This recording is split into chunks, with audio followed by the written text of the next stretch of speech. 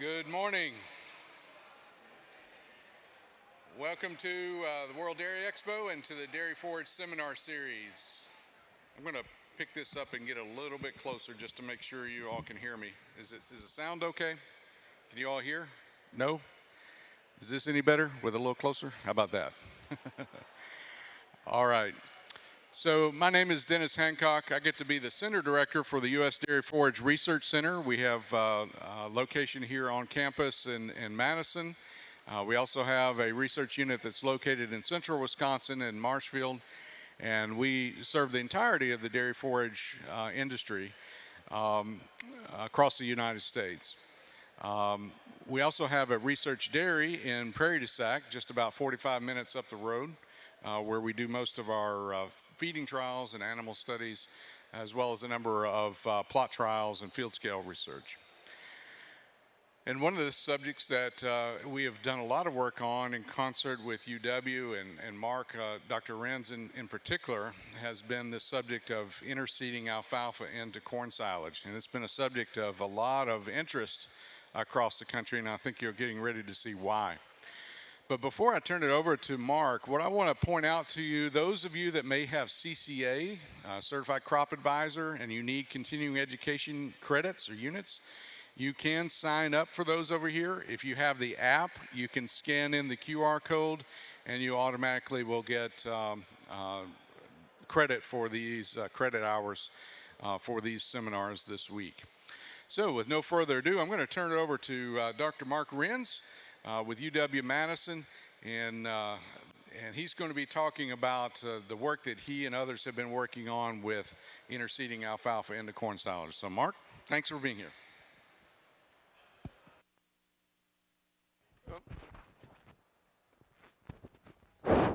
Okay, let's see if this is, I think I'm just going to use this, I'll just use the microphone. Yeah.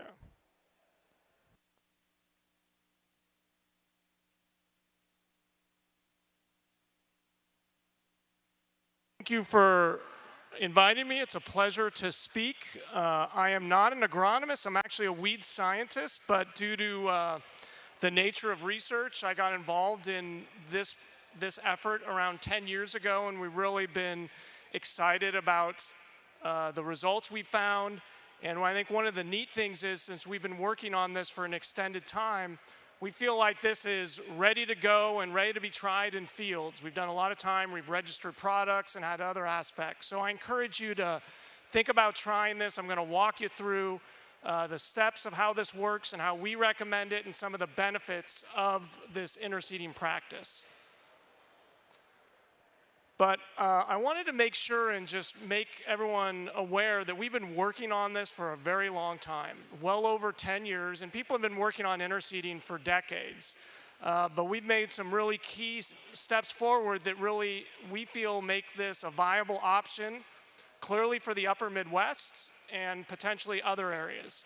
And we've worked with a lot of other scientists to create this data that I'm going to show you, research support staff, alfalfa and corn seed industry, and had funding from various USDA CRISP funds, USDA NEFA, National Alfalfa Forage Alliance, Midwest Forage Association, and just recently we've gotten funding from our Dairy Innovation Hub, which is in Wisconsin specifically. So we'd like to thank all those funders.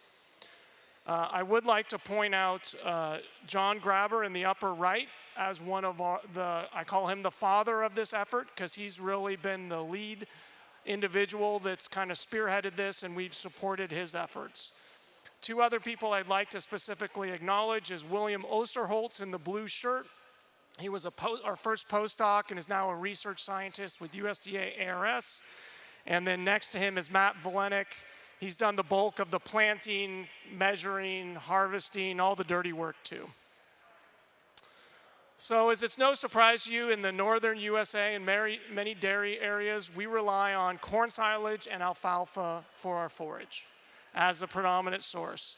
In our neck of the woods, we can, in a good year, get 10 tons of dry matter per acre of corn silage. And that's one of the reasons why we rely on it heavily, and we've been increasing our reliance on that in Wisconsin. Alfalfa is also very important. A well-established alfalfa field in Wisconsin, however, will yield 6 tons of dry matter an acre, although the forage quality is better. However, one of the big challenges is in the seeding year, we have a reduced yield while that alfalfa field gets established, which can be anywhere from 2 to 3 tons of dry matter per acre. And because of that, and because of the risk, we've been having a lot of alfalfa stand failure. We're seeing a lot more people going to the corn side of this equation too. And while corn silage has a very big need and value, there's issues with corn silage that we have in our production system. And one of the issues we have is we have high risk of soil and nutrient runoff and loss. We can mitigate this with a lot of things, and our growers are doing great things with cover crops and other things, but this is a real risk we've been trying to deal with for decades in Wisconsin and the upper Midwest. And I'm going to pose to you that we can change our system. And what if we changed our system so instead of on the left it looked like that in the fall in October, it looked like that in the right? We can eliminate and reduce many of those impacts. And that's what this interseeded system does if we do it right. We've actually measured the environmental benefit of this interseeded system to document this. And we kind of did it in a unique way. For those of you not familiar, we have these simulated rainfall enclosure devices that we mimic rainfall events. We actually collect the runoff, and we measure how much soil and nutrients are in that runoff. And so we did this comparing corn silage to this interseeded system, and we measured the reduction in runoff in June, when both of them are growing together, October after we harvest the corn silage, and you see just the alfalfa, and the following spring. And what you see is we're getting a large reduction in runoff, even early when we're just establishing those two crops. Having that alfalfa there dramatically reduces soil runoff and almost eliminates it by the fall and the preceding year. And we see similar results with both nitrogen and phosphorus too. So clearly it has some really good environmental benefits from soil erosion. We can also look at soil nitrate deep in the soil. And what we've done is we've measured this in November after we've harvested the corn. And then we've also measured it the following May. And we're comparing corn only versus corn interseeded with alfalfa. And what you see is in the first, second, and third foot, we're getting about half of the soil residual nitrate by fall when we're using the interseeded system versus the corn only system. And when we come back the next spring, while there's no difference in the top foot, again, large-scale reductions in that deep soil nitrate levels. So again, another real big benefit, and that's a big issue that we're concerned about, nitrate getting into our groundwater. In addition to these environmental benefits, I'm going to show you some of our data, but we commonly get an increase in forage production when we have this system over 2 years. We see commonly on average a 10% or more increase in the production of corn silage and alfalfa. So that's a real benefit. I'll warn you, for people who like their corn silage, we do some years see a reduction in yield of that corn silage.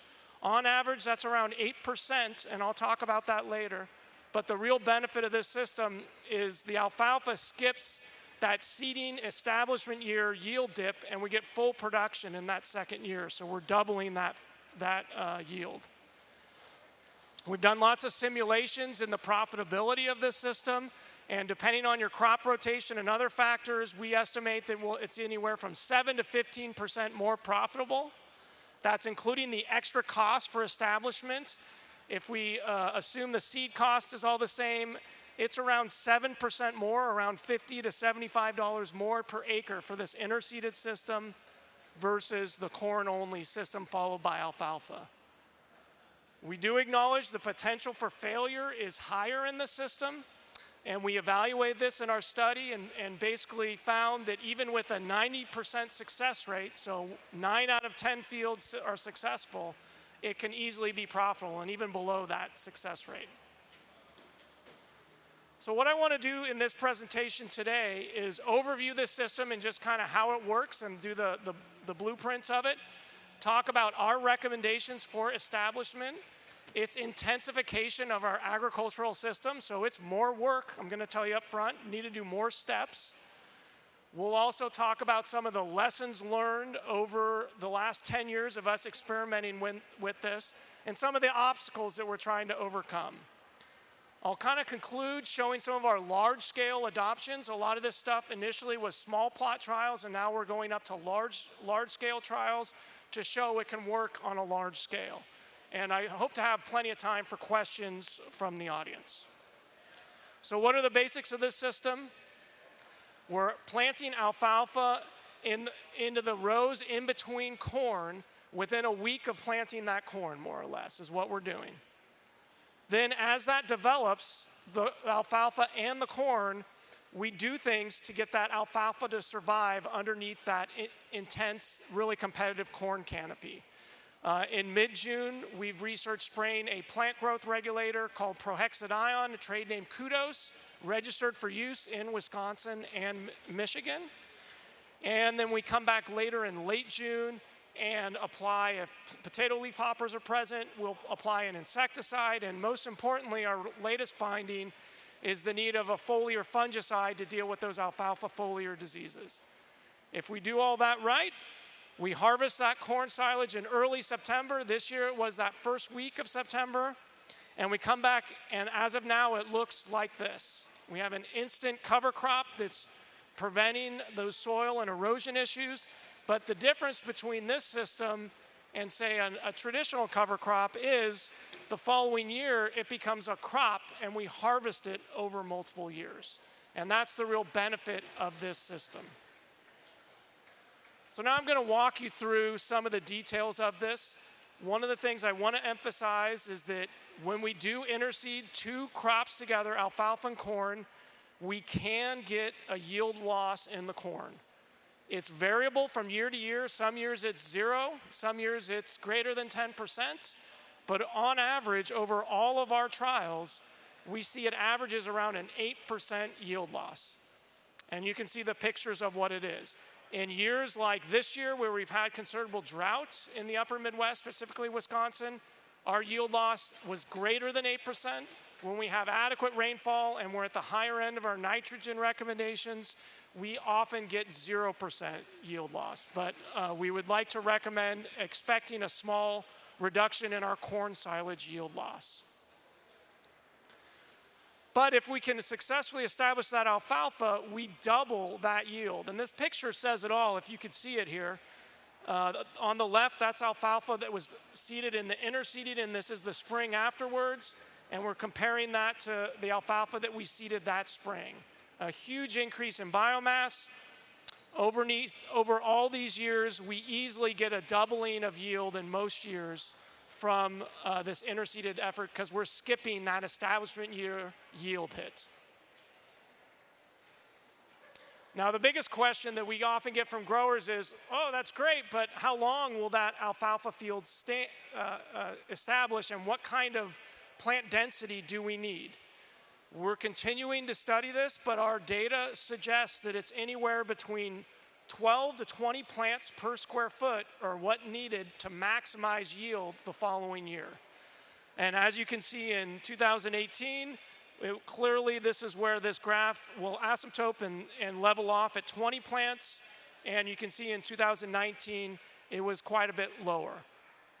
For those of you that are alfalfa connoisseurs, this number is a lot lower than we would expect probably for a first-year alfalfa plant establishment. And so I want to acknowledge that, and further work is ongoing, but this is kind of the target density we're looking for.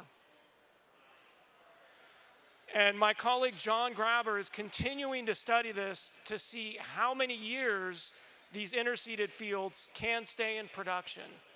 So be on the lookout for that data. Our initial results suggest that we can probably keep these fields for definitely 2 years, likely in many cases 3 years, which would be typical to a traditional alfalfa field where you have a seeding year and 3 production years too. So again, very, very similar, but we're ongoing collecting that data. Okay, so what are some of the key basics to think about this system if you want to utilize this? Field characteristics and soil fertility are important. The biggest thing that we recommend is we need to be planting this interseeded system into fields that we would want to plant alfalfa. So we need to have the right pH. That's usually the limitation in many of our areas. We do also recommend having fields that have better drainage versus what we would call a wet field. That has to do with harvesting the corn silage, and we'll talk about that later. Having a good seed bed with not a lot of residue can be important depending how you're planting that alfalfa, because we really want the good seed to soil contact. We have had some issues with brilliant seeders in planting. We have had some success, but think if you can drill in those seeds, you're going to be better off. As far as fertilization goes, we recommend applying most of the nutrients, how you would apply those for corn silage. We have found that having nitrogen in the upper ranges of the recommendation can be a benefit. And without going into the details, that seedling alfalfa, even though it can create nitrogen, if the nitrogen is available, it'll steal some of it from the corn instead of making it. And so that's one of the things why we find the benefit of being in the upper range. There's some ongoing research trying to optimize nitrogen fertilization. Using a starter fertilizer is also recommended.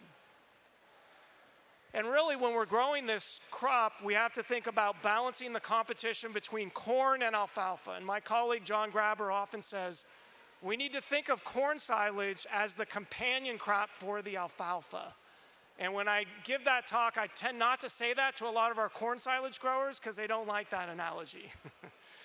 But really, we want to have, if we want to try and minimize that competition between the two to maximize those results. So what we recommend is planting corn at a typical corn silage timing. Usually early May for us is when we're planting it in Wisconsin. 30 rows is where we've experimented. And then we're interseeding that alfalfa in the rows in between, 4 to 5 rows that are less than 6 inches apart, as you'll see in these pictures. Early on, where the corn row is we were not planting alfalfa in that right underneath the corn. Subsequent research found that it doesn't matter if we plant underneath that corn row or not. You can plant the same day the corn and the alfalfa together, or you can delay it. We recommend not delaying it past the V1 stage, and I'll talk about that later.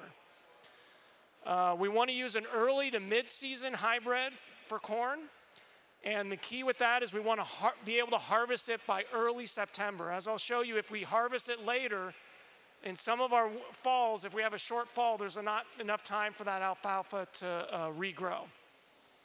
And what we found that in some years, having lower corn populations between 25 and 32,000 plants per acre is really beneficial.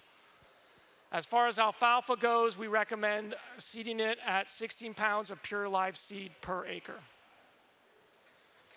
And then we have to manage the alfalfa and the corn. As far as alfalfa management goes, the first step is picking the right variety. We found that some varieties do really well in this interseeded system. Alternatively, other varieties do really, really poor in this system. So picking a variety that can do well in this system is highly recommended. You can see some lists of some of the species that we've worked with that we recommend, and we have a fact sheet that you can look at there. We have had issues with some of our root soil-borne disease that affects our roots, particularly in Wisconsin, Aphanomyces. So if you have some soil-borne diseases, we would suggest picking something that's tolerant to that, particularly Aphanomyces. And then some of the work we've done initially was looking at using this growth regulator called prohexadione. The trade name is Kudos. And applying this when that alfalfa is extending its stem anywhere from 4 to 12 inches tall. We found that this can improve the survival of alfalfa in this system. We apply this in Wisconsin around early June, and as I say, there is a label for Wisconsin and Michigan for its use. But there's challenges with this application.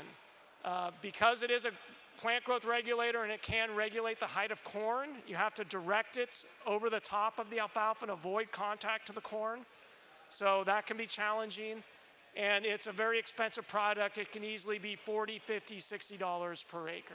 So a lot of people don't want to use that cost. I think the other thing with alfalfa management that we need to focus on is we need to continue to fertilize it to maximize that productivity to support the high yield and persistence. One of the things we found in this system is pests can be really challenging. And so this is how I got involved, is weeds were a really big issue. We don't have a lot of herbicides registered for use in corn and alfalfa, and we were having a lot of issues with it impacting establishment. Fortunately, we had this active ingredient called acetochlor, trade name Warrant, is now registered for use in both corn and alfalfa. When that alfalfa emerges, you can apply that, and it'll give you residual control of those annual plants for 1 year, or 1 month, excuse me. And then if you continue to have weeds, you can come back in Roundup Ready systems with an over-the-top application of glyphosate. If you're doing a conventional variety of alfalfa, with some of our excellent varieties are conventional, we'd recommend bromoxynil.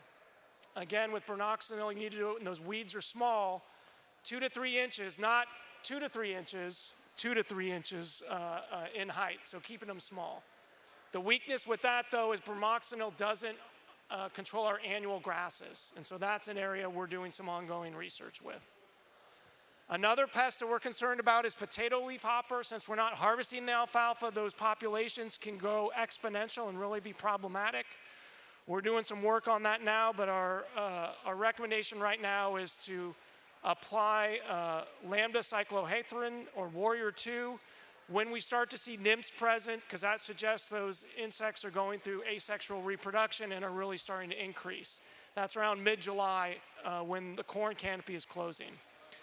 And then the biggest information we found is foliar alfalfa diseases are really, really impactful. And so we've been working with Preaxor and applying that in mid to late July, as late as you can. And that's really been a game changer and has given us really good results. And it's very economical compared to the prohexadione. And I just want to point out that having the alfalfa alone is really great weed control in this system. We've actually estimated that just having the alfalfa in this system, if you do nothing else, gives you like 60 to 70% weed control. So a lot of times we don't even need to come back with a post-emergent application, because if we get that alfalfa so well established, it's a good competitor. As far as corn goes, picking varieties that will be ready to harvest early is really the key factor. We're just starting to do some studies to look at which corn varieties work better. Because of the leaf architecture, we think there's going to be differences, but we haven't done that work yet. Again, if you can harvest that early versus later, that will be a benefit. Last week of August, first week of September. Realize, though, that the interseeding system can delay the maturation of that corn silage a week, maybe even a little bit more, so factor that in. And the big issue with corn harvest, and I know this is a hard one to solve, but try not to harvest these corn silage fields when they're wet. And I have a good picture to show you what happens from a cooperator. We got a nice half-inch rainfall event, I think the day before he went in with his corn silage harvester and he harvested those fields. And you could clearly see those ruts that really impacted that alfalfa. Some of it did grow and it did look better, but in wet years, where you can see we can get around up to a 30% reduction in the number of survival of alfalfa plants. So that's a big factor that we need to be on the lookout for, and it's an area of future research that's going on. The good news is if we harvest fields when they're dry, we get no reduction in alfalfa plant density. So that's just one of the caveats we need to be concerned about. But if we do it all correctly, fields can look this good in the fall, right? So it can happen at a large scale, and it has happened. I do want to just kind of pause and let you know that we do have a fact sheet that we've written that kind of highlights the current best management practices. It's on one of our nutrient pest management websites. You can look at it there. If you can't find it, I'd be happy to send you a link. It looks like you guys have the handout, so you can type that in. It has the varieties and everything else available there as well. All right, now I want to spend a little bit of time talking about some of these key observations that we found that kind of can help you use this system the best. The first thing we found is to number one, when we're planting this alfalfa, use The higher alfalfa seeding rates, 16 pounds of pure live seed per acre, definitely helps in this system. But more importantly, the selecting a variety can really, really be a game changer. When we first started doing this, we were using some of these varieties down here at this end of the spectrum, and you can see they're around a third of the productivity of some of the better varieties. So make sure you select a well-adapted variety for this system, and that's really a critical thing that we found. And now the good news is that Heathcliff Riday with USDA ARS Dairy Forage is actively breeding alfalfa for interseeding systems. And just through one breeding event, as you can see in the green bars, he's seen a significant increase in survival. So we think we can very quickly have some really good success in breeding alfalfa that's more well adapted to this system. So we're getting good results now. With these better varieties, I can just expect better results over the future. And this is an area we're actively researching. I think the second important discovery that we found is that interseeding can be delayed, and we don't have to do it at the same time as when we are seeding corn. And that in some years can overcome some of the yield loss. And this is some work that John Grabber did at Prairie du Sac, their Dairy Forage's research station. What you see is when we seeded it at planting, we had a significant yield loss of almost 3 to 4 tons. When we seeded it around a week later at VE, we got less corn silage yield loss, and we waited to V2, we had even less corn silage yield loss. So waiting will give corn time to establish and be competitive. And as you can see by the pictures, we had really good establishment in the fall. So we can seed later and get less corn silage yield reduction and the potential to still have good alfalfa field establishment. But here's the problem. What we find is in some years, particularly wet and warm years, we get really, really high corn silage growth, and that is really, really overly competitive with our alfalfa stands. And so while when we interseed at corn planting and at VE, we can still get good establishment. In those wet years, if we wait too late, we get failure. And that's why we're really kind of backing off interseeding later and trying to stay from planting to V1 to ensure success. I think the third biggest benefit that we found was that agrochemicals in general really helped these alfalfa survive. You could see here our non-treated control in July. We had tons of alfalfa in this field. By August, it was really common to see a lot of that alfalfa go dormant. But by October, many of those alfalfa plants never regrew and survived. So we had large-scale failure. But if we can apply prohexadione, which is that kudos, this fungicide, which in this case was Preoxor, and insecticide Warrior 2, in the middle of August, we retain a lot of those green leaves, and that helps give us higher levels of success. And just to point out that some of our further work has really shown that it's really the fungicide and insecticide that's really doing the lion's work in here. If you compare kudos alone to these three, you could see that we have much more leaf retention when we have the fungicide and insecticide versus the others. Particularly the fact that kudos can help, but it is so expensive, we think that it may not be practical for every user to utilize it. I think one of the other big challenges that we have with this system is that the environment or the growing season can really affect success. In a quote-unquote typical year in the upper Midwest or Wisconsin, where we have some heat, some rain, but not overly high temperatures or too much rain, what we see is if we don't add any of our cocktail of agrochemicals, we have to really seed at a low corn population to get any alfalfa to persist, and it's tough to be in that acceptable range. But if we add these agrochemicals, we can get really good establishment of alfalfa in that system.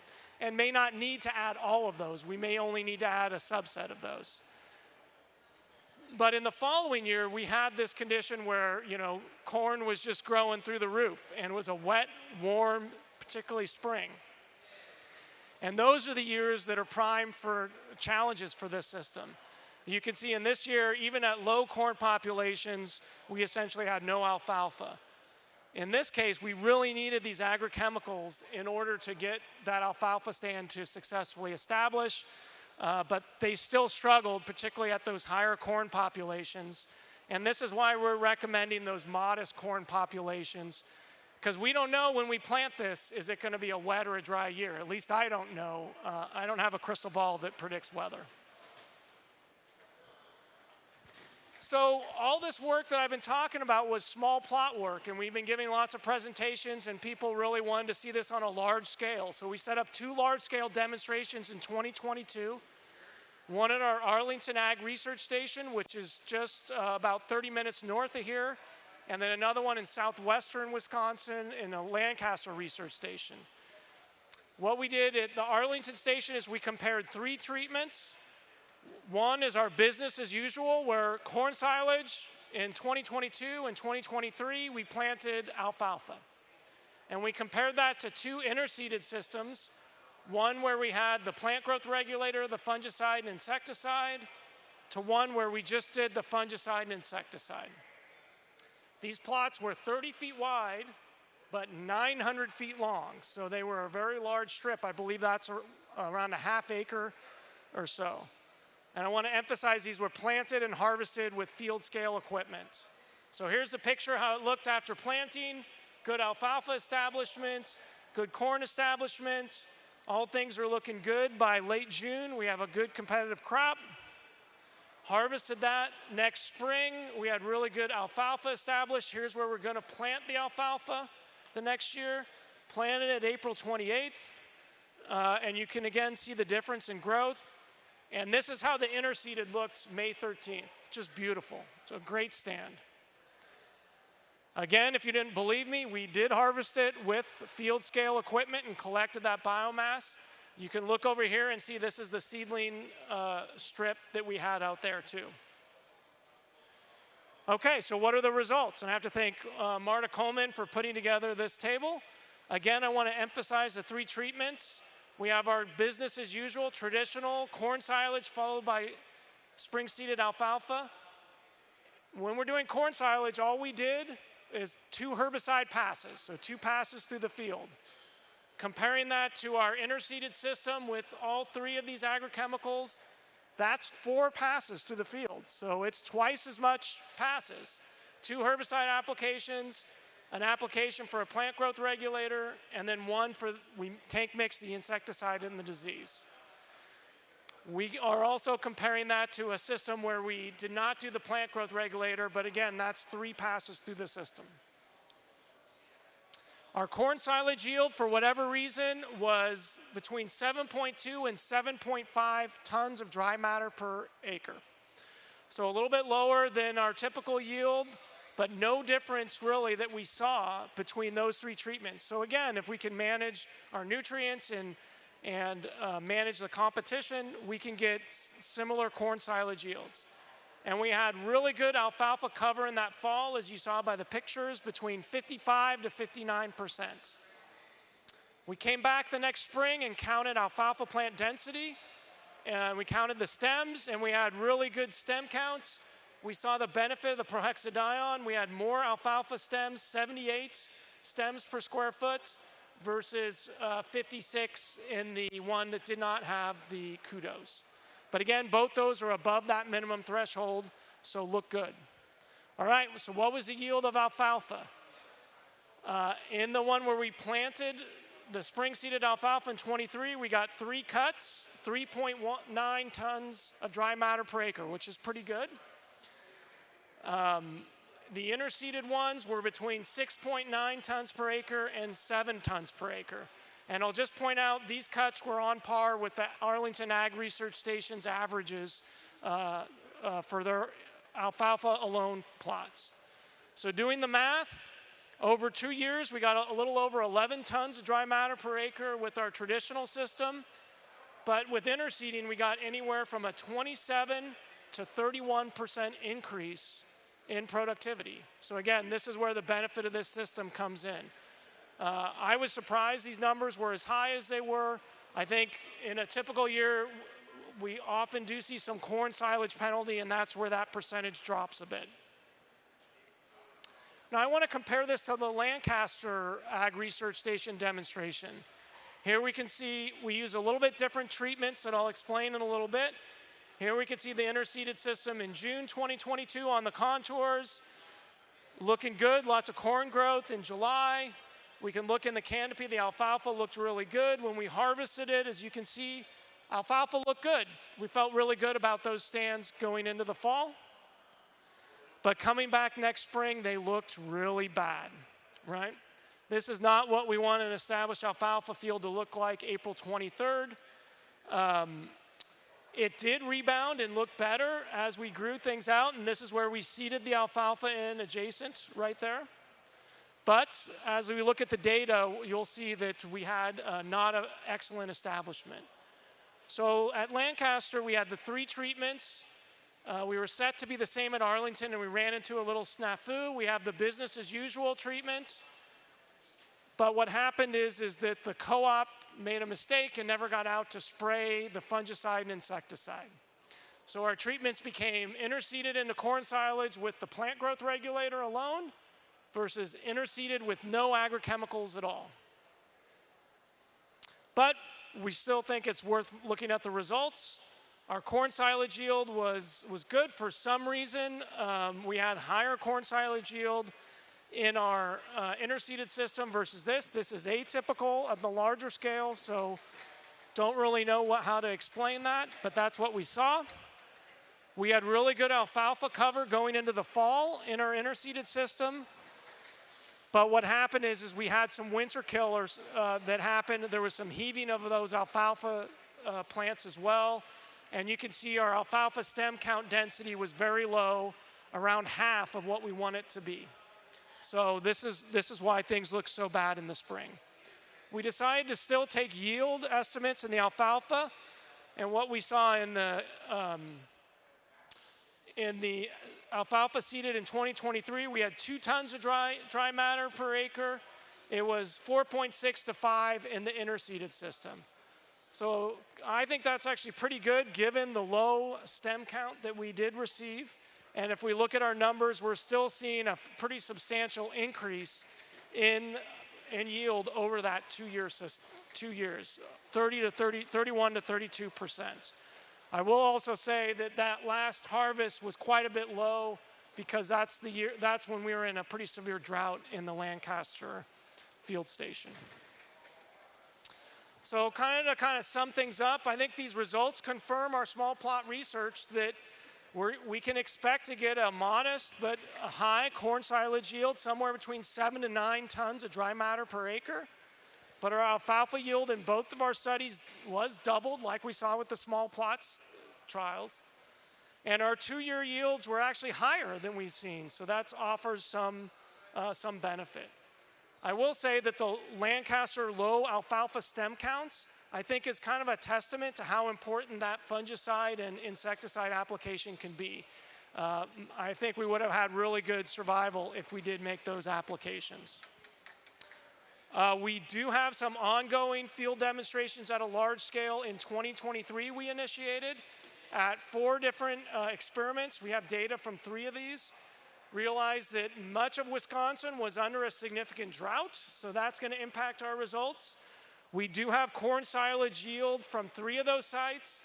The one in the northwest, which was probably the least affected by drought, we had an 8% corn silage yield reduction from the interseeded.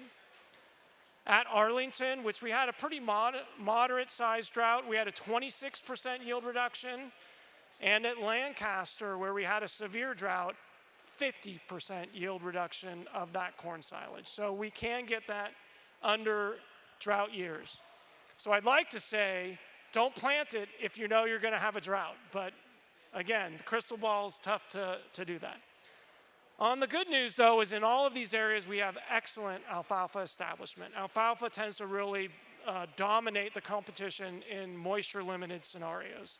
So if you do have access to irrigation under drought conditions, it's really important with this interseeded system.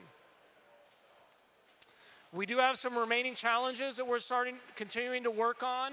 One of the big ones is looking at this reduction in corn silage yield that you can see in the picture. John Grabber in particular and others are looking at how we can mitigate this with nitrogen application and other components. Competition during drought is another issue that we're concerned about. I think the third issue we're concerned about is what happens like in Lancaster when we get a stand that looks like this. Can we improve it? Should we improve it with alfalfa? Are we going to have allelopathy? Do we need to put in some perennial grasses, or what do we do? And then finally, we are also concerned about harvest damage, particularly in wet years, and how we can overcome that issue. I'm really excited that we have a great team of researchers that are continuing to work on this over 10 years, and we've added some new members to this team that are working on this and had some new funding from Dairy Innovation Hub and other sources to help us continue to improve this method. Heathcliff Raday is looking at improving alfalfa varieties. John Grabber is looking at corn hybrids, fertilizer, planting and harvest management. I'm continuing to look at some of these agrochemical applications and some of the pest management recommendations and thresholds when we need to make those applications. We have Marta Coleman, who's in the audience here, and Brian Luck are going to be looking at wheel traffic damage and how to mitigate that and understand that. And Marta's also starting a trial this month looking at how we fit manure into this system and can it fit in the same way or different ways. So just kind of sum things up, I think I'm pretty optimistic that if you can follow our management recommendations, this system can be a success to you and you will see increased yields. Nutrient value will be similar than our traditional systems. I did not show you that data. Profitability can be expected to increase, and you will have a better and improved environmental footprint. So there's lots of reasons to adopt this practice. There are some challenges, and I'd be remiss not to mention that. If you really like high corn silage yields, you're gonna probably not like this system as much. And when you get those high corn silage yields, you can get failure. So failure can happen more common than not. We think it's in that 10% frame with our current techniques. This is going to be more expensive as well. It's going to cost more. It's intensive agricultural production, so it's going to cost more for this system, but the higher yields are offsetting that. I think personally, talking to producers, the biggest obstacle, it takes more time. We're really busy in planting season, and we're going to need to go out to that field after we plant it with corn and come back and plant it with alfalfa. A lot of people don't want to do that. We need to make extra passes to apply a plant growth regulator, to apply a fungicide and insecticide. They may not want to do that. We have to harvest it early. It may not fit with our harvesting schedule. So I think that's going to be a big challenge in adoption for this system. But we're trying to work through some of those issues. I'm optimistic. I think our results and our work over the last 10 years really show that this is really ready for on-farm experimentation. And we'd love to be a part of helping producers or clients in fitting this into their system, how they best see fit. We're actually looking to write some more funding to support this. So if you want to try this system, pick a suitable field, follow our recommendations. I always get a good laugh when we talk to people and they say, we tried it, it didn't work. And then we ask them, well, did you do what we asked? And they said, well, that was too hard, so we just didn't follow your directions. Well, that's probably why it didn't work. I think in particular, the harvest timing is important. Picking the right alfalfa varieties are important, and keeping those seeding rates of corn at a modest application. Managing pests as needed is also important. We have the benefit that we do have tools labeled for use that can be used in this system too, so that's a real benefit. And again, a lot of it's laid out in here. If you have questions, I'd be happy to answer more of those questions. With that, I'd like to thank you for your time, and hopefully I do have some time for questions. Thank you. Yeah. We have time for a few questions if you'd like to ask.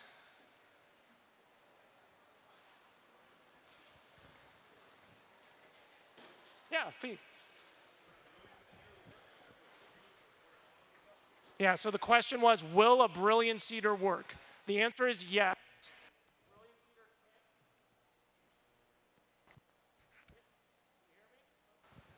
Yes, a brilliant seeder will work. It just has, you have to make sure you get good seed to soil contact, and having less residue is important. If you have a lot of residue, that's when the brilliant seeder doesn't work in general really well. So yes, it will work. We've just had more variable results with some of our fields that have had minor residue issues. Other questions?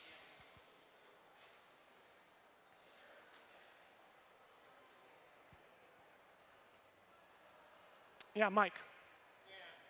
Shouldn't the yield comparisons be made over more years than just two? Yeah, so Mike's question is, should the yield comparisons been made over the whole cropping system, not just the first 2 years? Yes, they should. And we are doing that now and collecting that and assembling that. I can just tell you, Mike, is when we've looked at those data, after that, if we're successful in establishing it and we have an adequate stem density or plant density above threshold, those fields behave exactly like the seeding year alfalfa too. I think the big question I have is, could we get, some years in Wisconsin, we will get a 5th year if our alfalfa stands stay productive. And I'm not as optimistic we'd get that 5th year in this system. But yes, they do need to be compared over the entire rotation. Our profitability modeling work did look at like 6 or 7 different crop rotations over spanning 6 years. So we did look at that at our profitability stuff. But yes, you're right, Mike, we do need to do that.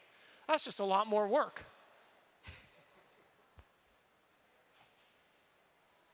Mark, I've got a question for you. So typically we want to have at least 2 years of alfalfa before we go back to corn silage. What's your thoughts on whether or not we can have a year of corn silage with the alfalfa, a year of alfalfa, and then go back to corn silage again? Yeah, so the question is in this interseeded system, we'd have interseeding in 1 year, we'd have harvest the alfalfa the 2nd year, and then the 3rd year, we'd terminate the alfalfa and go back to corn silage. We did look at that in our profitability margin, and I think that is a viable option. I think the challenge is if you have alfalfa at an acceptable threshold in plant population, you're still going to get that 6 tons per acre. So it probably becomes more of, do you want more corn silage or do you want more alfalfa? And then you have the nitrogen issue too. So I think from a profitability standpoint, if that alfalfa field's at full production still, I would say no, it doesn't make sense. But it clearly is an option. Yeah, Mike.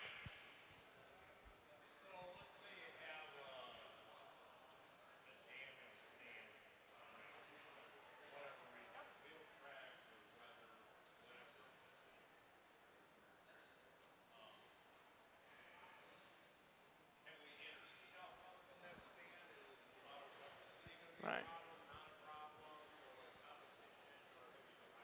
Yeah, so the question is, what if we have a damaged stand that is below that acceptable threshold? What do we do? Can we interseed allelopathy? We haven't done the work, so we just don't know.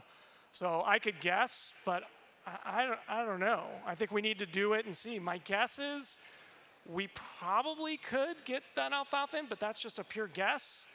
I think I'd probably lean first to planting a perennial grass in there would be my thought. I don't know. What do you think, Mike? It's a good question. We just haven't done the research yet.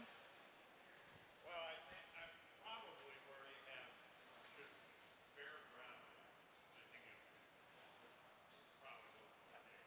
Now, can you just see the wheel tracks? Yeah. How good that's going to be. And I don't know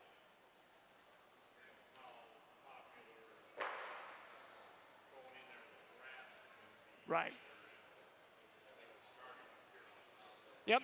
Yeah. So that's one of the challenges too. So I think that's something we need to do is to figure out what to do if you have that stand, because you have all that money invested.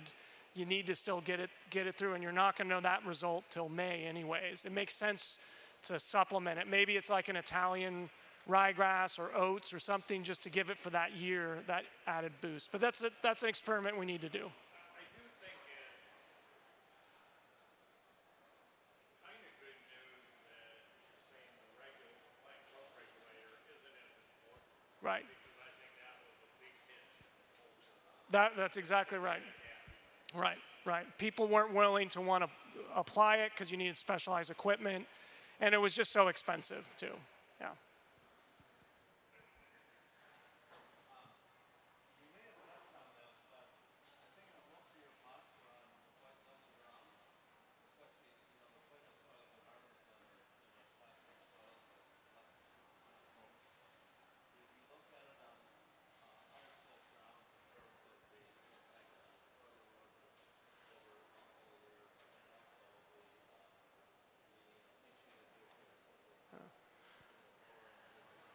Yeah. So Tom was asking if we've looked at it at areas that weren't flat. So all the data I showed you on the nutrient and erosion was at Lancaster, and so that was on a sloped field. It wasn't a 10-degree slope, but it was a sloped field. So we have done work at Lancaster, and we have done work at other areas that do have some sort of slope to it. We haven't done anything on super steep slopes, but it appears to work just as well in those areas.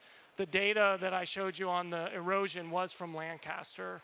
It was a 1 or 2% slope in that field, maybe 3. So there was some slope, but it wasn't excessive. I think we better cut it off there. Let's give Mark a round of applause for a great presentation. I did want to point out that there is the handout that he was talking about, the publication that they came out with is back on a table back in our booth area. So if you'd like to pick that up. And while I'm here, I'd also like to introduce a couple new faces to the forage industry. Marta Coleman is a extension agronomist and forage specialist with UW-Madison. And then Scott Newell is also with UW-Madison, UW Extension. He is our national alfalfa agronomist. So he covers all aspects of alfalfa. So get Marta and Scott off to the side and quiz them and see what they're worth. But we appreciate them being here. And again, pick up a copy of this recommendation. And if you are a CCA member, don't forget to sign in back here so that we can give you credit for your credit hours. With that, we'll see you at 1:30 for our afternoon seminar. Thanks.